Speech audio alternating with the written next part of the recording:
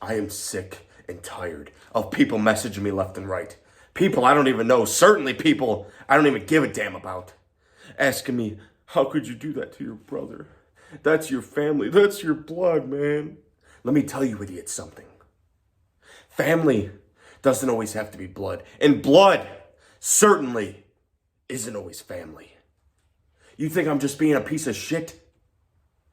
This situation between me and my brother is more deep than you people realize. So let me start at the beginning and explain it to you. Catch you up a little bit.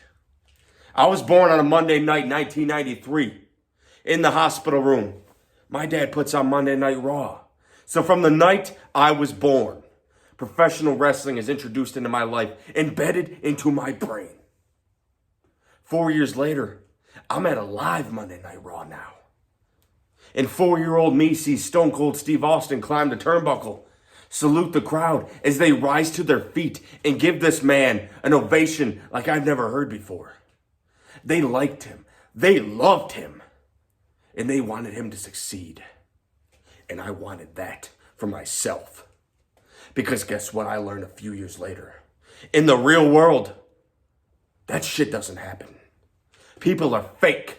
People want to see you fail. And I learned that the hard way. As I lost friends. I lost family. And I had one person. One. That I could count on. My little brother.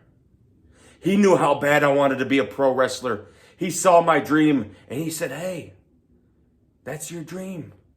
That's my dream. You're a pro wrestler. Call me pro wrestler number 2. Let's do this thing. So we started ROEW. And for 8 years, ROEW was two brothers going to war in the spirit of competition. It was our way of bonding. Remember that? The next step was supposed to see those two brothers as a team. Go to wrestling school, go pro, and take over the world together. But then you changed. You gave up on me. You gave up on our dream. I had to beg you and bribe you just to have a wrestling match with me. Then what did you do? You told me, I don't like wrestling anymore. I think I have to quit. And you finally took away the only thing I loved. ROEW came to an end, and I decided I couldn't chase my dream anymore. I needed you. You piece of shit. I was born to be a star, a true hero that kids could look up to. And I found out that day, you were born just to be a villain, the antagonist in my story. 8 years later, here we are, 2023. CJ Black walks through that curtain, gets in the ring, all teary-eyed. I think I have to retire. I think I gotta hang it up. All just a ruse. As you stood behind me, unknowingly sitting there like a little sitting duck, as I booted you in the stomach and drove your head into the mat. And I looked down at you and I realized something. I never needed you. Not then. Not now. Not ever. It was always you that was trying to be like me.